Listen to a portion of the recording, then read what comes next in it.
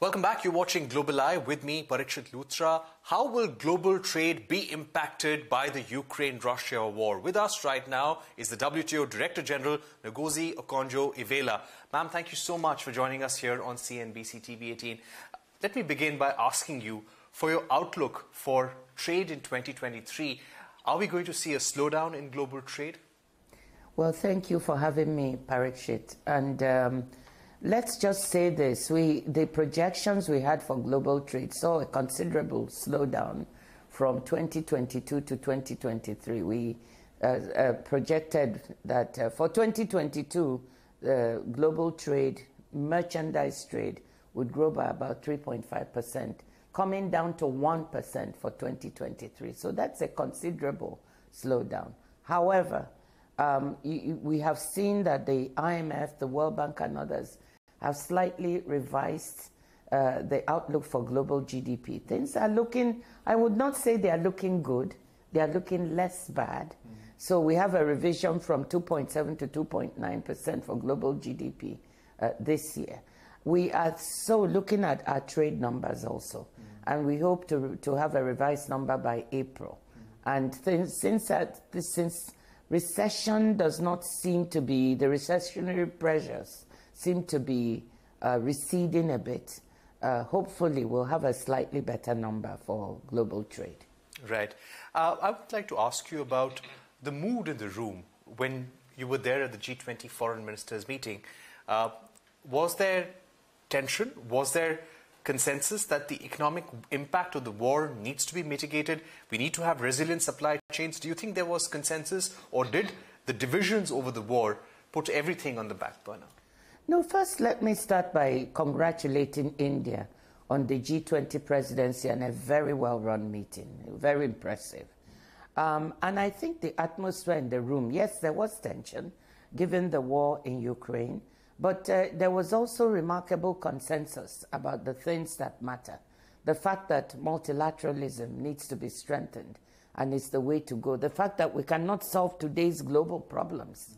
The crisis, the poly-crisis we're going through, be it for the pandemic, which, by the way, has not completely receded, the war in Ukraine, the high energy prices, high food prices, climate change, the existential threat of climate change, all need a multilateral solution.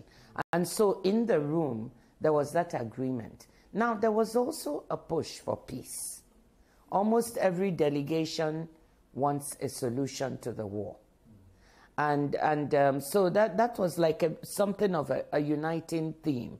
And I think there was agreement that developing countries are really being impacted by these multiple crises. We need to solve the debt situation that they're in. We need to create more fiscal space for poorer countries, and developed countries need to be able to assist to get these things done. So it was a good atmosphere, I thought. Of course, there were a few sharp edges in terms of demands from Russia to come to the table to negotiate. But I would say all in all, it was a constructive atmosphere. Right. How important is to continue with the Black Sea Grain Initiative? I think the Black Sea Grain Initiative is crucial. It's the reason why I asked, because we believe that several of the G7 countries pressed upon Lavrov to come to an agreement on that. They did. There was the pressure to continue with the Black Sea Grain Initiative. Russia, I think, made its points known. I think Russia wants to see its own goods also evacuated. And I think they made that point. But I think the key point being made is, look, if we cannot continue this initiative, it will have an impact on many countries, poor countries everywhere, because they depend on the Black Sea region for grains and for fertilizer, which is, in a way, very, very important. 35 countries from Africa, as a matter of fact, import either food or fertilizer from the Black Sea region. So you can imagine, if we don't keep the corridors open, that's going to have a devastating impact. The World Food Programme says there are almost 350 million people who are food insecure. So we need to keep this open, and I hope there will be a pathway towards continuing this initiative, which both Turkey and the Secretary General of the UN have worked really hard to keep going. Right. I'd like to talk to you about deliberations on e-commerce rules at the WTO. India wants a pause. They want more deliberations at the WTO before coming to an agreement. What is the current status? I think the current status is pretty reasonable. There are two tracks on e-commerce at the WTO. You have the multilateral track that is dealing with the e-commerce moratorium, the moratorium on on not taxing electronic transmissions.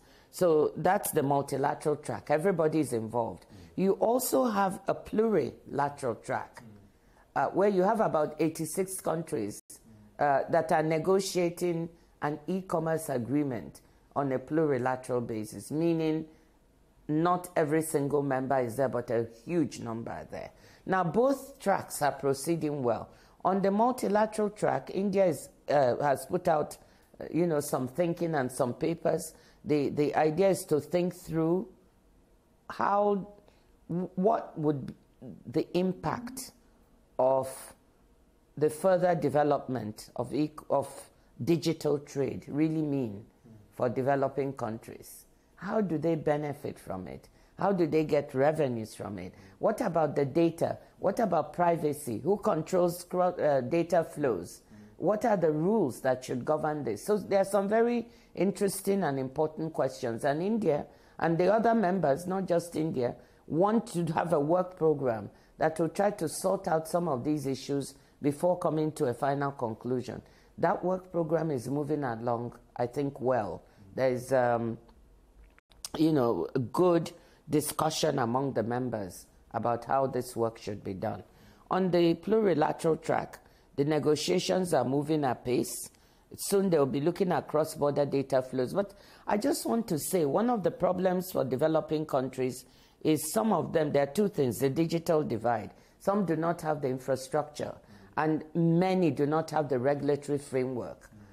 So they feel hesitant, and you can understand it, to participate in these discussions. So we must invest in them. We must build their capacity and help them so they are not left behind.